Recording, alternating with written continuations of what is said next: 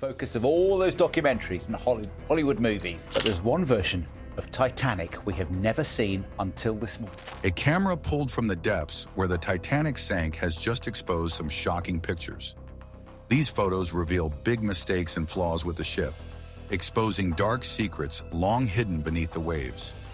The Titanic, along with her sister ships, the Olympic and Britannic, were supposed to be marvels of the sea, yet they all ended in tragedy. What if these pictures reveal horrors we never imagined? Let's expose these ghosts from the past that are going to change the course of the tragic accident. The Titanic's hidden errors uncovered.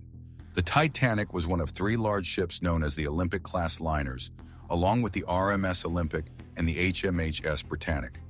Sadly, each of these ships met a tragic end. The Olympic drew a lot of attention during its construction, while the Titanic became famous even before it was finished. People were excited about its first voyage, not knowing it would also be its last. At the time, the White Star Line, the company that owned these ships, was doing well, unaware of the disaster that was about to unfold. Early photographs taken before it sank in the North Atlantic Ocean give us a glimpse into its early days, showing the ship in all its glory. During its construction, it was celebrated as a marvel of engineering. A dedicated team worked together with a shared goal of ensuring everything was perfect. They had a budget of over $3 million, which would be about $310 million today. It was huge, measuring 882 feet and 9 inches in length, 92 feet and 6 inches wide at its widest point, and standing 104 feet tall. These numbers might not fully convey its grandeur, but the images help us appreciate just how impressive it really was. But even from the beginning, it seemed destined for disaster. Before it even set sail, the ship was already linked to several ominous events. During its 2-year construction, 8 workers died in various accidents, casting a shadow over the project. By March 31, 1912, it was complete, drawing attention from all over the world.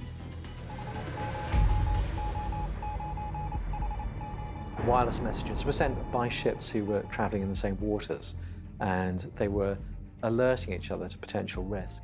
Huge crowds, including international reporters, gathered to see this massive new ship, with many eager to be among its first passengers.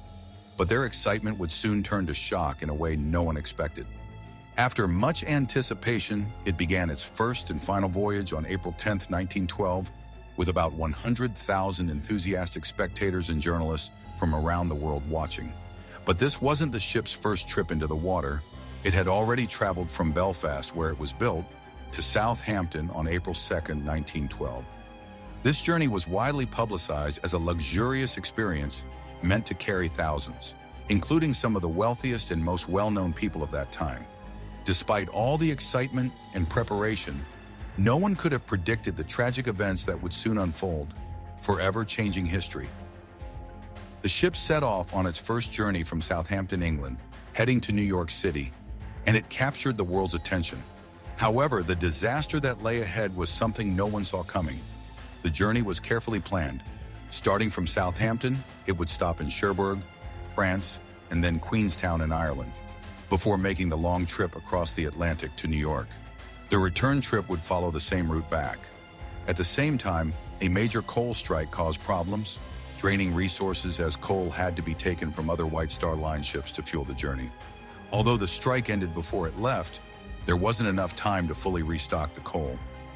Unaware of the danger ahead, the journey began with overlooked dangers, a premonition of doom. Early in its journey, the Titanic almost collided with another ship, the SS New York. This happened as it, which could carry up to 3,547 people, 905 in first class, 564 in second class, and 134 in third class, along with 944 officers and crew, was leaving the dock. As the massive ship moved, it displaced so much water that the SS New York, which was moored nearby, broke free and drifted dangerously close. People watching were filled with fear, but the situation was quickly brought under control, and it continued on its way. After the disaster, some wondered if this close call was an early sign that it was doomed from the start. Photos from its first voyage show immense popularity and size, reminding us of a time before the tragic events. But as the ship left port, another serious problem was brewing. a fire in the coal storage area. Amazingly, this fire had been burning for 10 days before it even set sail. For over 100 years, people have debated how much this fire might have contributed to its tragic end. Visible damage from the fire could be seen on the ship's exterior, suggesting there were dangers from the very beginning. Later investigations showed that the crew had been fighting the fire in the coal storage for days, but they couldn't put it out before the disaster struck, revealing the serious challenges faced during this ill-fated voyage. The fire weakened the ship's structure, likely making it more vulnerable when it hit the iceberg. This terrible collision has led to many discussions about what could have been done differently. We still don't know what started the fire, but its impact is undeniable. The fire didn't sink the ship on its own. Despite the violence of the sinking and all that time on the bottom, what's inside that bow in particular is still a ghostly sense of the ship that was. But it played a big role in the structural damage that contributed to its tragic sinking. A journalist named Sonnen Mullen found some old photographs in an attic in England. These photos showed a large dark streak along the side of the ship, about 30 feet long. This streak marked the area weakened by the fire. Interestingly, this was the exact spot where it later hit the iceberg, leading to its sinking. This coincidence raises an important question. Could the disaster have been avoided if the fire hadn't weakened the ship? More surprising details about it keep coming to light.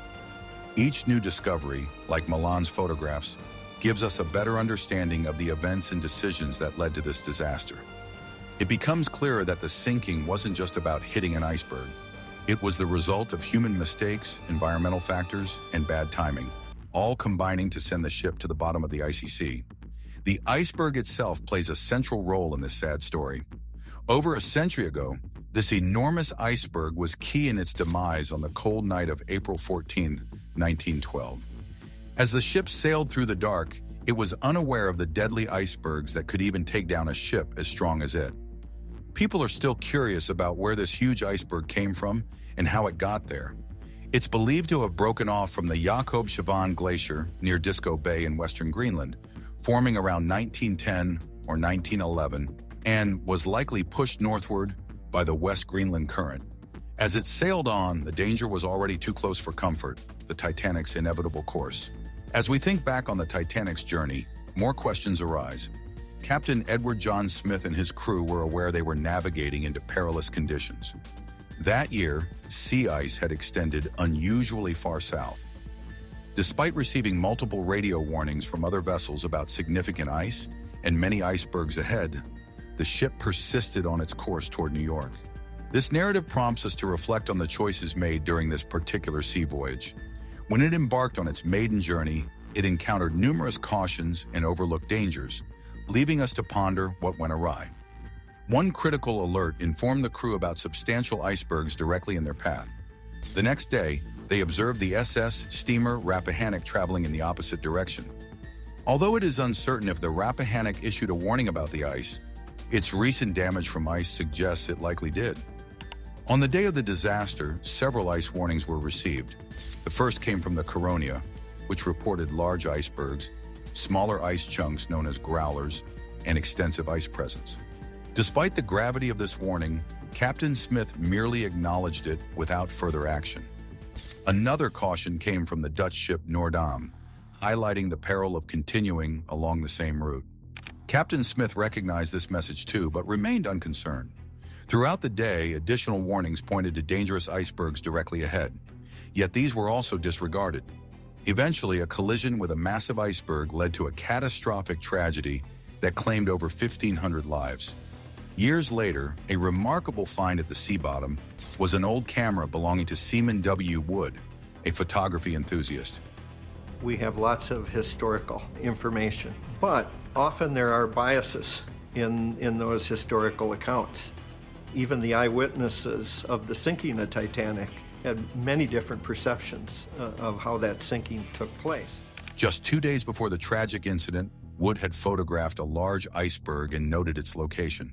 Ironically, the exact spot where the disaster would occur. While it remains unclear if it was the same iceberg, its proximity suggests it might have been. One of the earliest reports from that fateful night was by Dr. Washington Dodge, a prominent figure from San Francisco involved in healthcare, finance, and politics. He and his family boarded in Southampton for the voyage. After the tragedy, aboard the rescue ship Carpathia, Dr. Dodge penned a letter describing the events. His trembling handwriting reflected his distress. His narrative provides a vivid depiction of the chaos during the last hours, a night when a devastating impact altered everything. Dr. Dodge recounted hearing a loud crash, the vessel striking the iceberg. Initially, everyone was reassured that all was well, leading him to try and return to sleep. However, unable to dismiss his concerns, he checked again, only to discover that life jackets were desperately needed. As the situation deteriorated, he ensured his wife and son were in one of the first lifeboats, although he noticed many were launched with ample space remaining. His compelling account remains one of the most poignant from that tragic evening. The vessel carried 2,129 individuals that night. Tragically, there were not enough lifeboats for everyone. Despite its vast size, there were only 20 lifeboats, and just 18 were deployed in the emergency. Moreover, many lifeboats were lowered half-empty, as the crew feared overloading them might cause breakage. But there were a few that could survive. Hidden dangers that doomed the Titanic. Dr. Dodge's survival story illustrates the chaos and peril of that fateful night. He managed to secure a spot in a lifeboat, thanks to an officer aiding passengers on one side of the ship. Yet his escape was far from smooth. As the lifeboat descended, a strong rush of water from the ship nearly overwhelmed it. The occupants shouted for help, which fortunately was noticed in time. They avoided being lowered into the turbulent water and ultimately reached safety. This narrative underscores the immense fear and confusion that ensued after the ship struck the iceberg, inciting panic, particularly around the lifeboats, the sole means of escape. The policy of prioritizing women and children, although well-intentioned, led to fewer survivors than potentially possible. After reaching safety, many crew members were too frightened to return for more survivors. They feared capsizing or being pulled down by the sinking vessel, leaving numerous individuals in the icy waters, where survival was slim. At the time, regulations deemed the number of lifeboats sufficient. New exclusive photographs, by far the best yet, are in from the Titanic. For most of this century, that huge passenger liner has been a dead ship, resting in an ocean grave that, until these past few days, no one had seen. Now, scientists have even seen the iceberg damage that doomed the Titanic. A stark reminder of inadequate safety measures. The prevailing rules were outdated and failed to account for a vessel carrying such a large number of passengers. The attitude of the White Star Line, the vessel's owning company, further exacerbated issues. They prioritized aesthetics over safety, fearing that an abundance of lifeboats would mar the luxurious appearance. Common belief held that in an emergency, the vessel would remain buoyant long enough for everyone to evacuate. However, the disaster unfolded much quicker than anticipated, highlighting a severe unpreparedness. This sparked intense discussions about the insufficient number of lifeboats. Complicating matters, a hidden fire had been smoldering for days within a coal storage area, weakening the ship's structure. When the iceberg tore through the hull, the vessel's fate was sealed. As the ship fractured and descended into the ocean, the inadequate safety measures became glaringly apparent. Decisions influenced by aesthetics and outdated standards compromised everyone's safety. What was once a pinnacle of naval engineering became a grim lesson in disaster management and the repercussions of human error. Water began flooding the lower decks, causing the ship to list dangerously. Given its length, over 882 feet, it required substantial water to disrupt its balance. This imbalance exerted excessive stress on the structure, particularly at the midsection, indicating the severity of the situation. Around 2:17 a.m., the structural integrity could no longer withstand the strain. A resounding crack signaled the ship breaking apart amid its towering smokestacks. The inferior quality of the iron rivets in the hull played a part in this catastrophic failure. It was astonishing that such a luxurious and costly ship was constructed with substandard materials. Debates continue about whether the ship breaking in two hastened its sinking, but it was undeniably a pivotal and tragic moment. From the icy waters and the relative safety of the lifeboats, horrified survivors heard the ship cracking and watched as the stern rose before slowly vanishing into the cold Atlantic, claiming many lives. Amid the turmoil, questions arose about the whereabouts of Captain Edward John Smith, Discussions about his actions during those harrowing moments persist. After the collision, he was last seen heading to the ship's bridge, marking the commencement of a dire situation. Captain Smith, with over 40 years of maritime experience, was acutely aware of the gravity. His oversight in conducting lifeboat drills for the crew and passengers was a critical error. Proper training could have potentially saved more lives. Post-disaster, tales of bravery surfaced from the frozen ice. Captain Smith's contested legacy. As the Titanic was sinking, Captain Smith was busy trying to help with the rescue efforts. There are stories about him saving a baby by swimming it to a lifeboat. Even though he had the chance to save himself, he reportedly chose to stay and go down with his ship. Many see this as a brave act, but there are also stories that he wasn't there when his leadership was most needed, which makes people have mixed feelings about him. The debate over what Captain Smith did is still strong and without a clear answer. Adding to the mystery, some rumors suggest that Captain Smith might have survived and started a new life on a distant island. But this story lacks any proof and is generally seen as just a myth. Captain Smith's story, along with the tragedy of the ship, continues to stir deep emotions and heated discussions. Some view him as a heroic figure, while others think he failed at a critical moment. But this wasn't the worst part. The uncertainty about his final actions keeps the story alive, full of bravery, sadness, and the ongoing search for the whole truth. Years later, the discovery of the ship's remains brought new attention to its story. By the mid-20th century, advances in technology allowed for a more focused search. The expedition was led by Robert Ballard, who guided a team from America and France aboard the U.S. Navy ship Knorr. People needn't have died if they'd only responded to those distress flares. They should have responded, in my mind, gone over there and rescued those people. They used the Argo, a special deep-sea camera, to dive about 13,000 feet below the ocean's surface. There, for the first time since 1912, they saw the wreck, broken in half on the ocean floor, a haunting reminder of the tragedy. Seeing the entire wreck was a major moment in maritime history. More than a century after it sank, the ship still fascinates people. Recently, a mapping company revealed the first complete digital image of the wreck, giving us a new view of the famous wreck. Before this, only parts had been visible since its discovery on September 1st, 1985. The wreck is enormous and in a remote part of the ocean, which has always made it hard to document fully. But now with modern technology, we can see the whole wreck clearly. This achievement was made possible by Magellan, a company that used advanced techniques to closely examine the ship's front, back, and the debris around it. They created a digital model of the entire site, allowing for a detailed study that wasn't possible before. You won't find bodies at Titanic. You won't find skeletons. The bones actually dissolve into solution very rapidly at that depth. What anybody who's explored the wreck finds is pairs of shoes. This new digital image not only shows the size and seriousness of the wreck, but also highlights parts we've never seen. This project stands as one of the most detailed underwater explorations ever, collecting 16 terabytes of data and over 715,000 high-definition images and videos. This treasure trove of new digital content has sparked excitement among scientists and historians, giving them the tools to explore parts of the wreck that were once out of reach or hard to see. Did Magellan's exploration compromise the integrity of historical sites for scientific gain? Like, comment, and subscribe for more.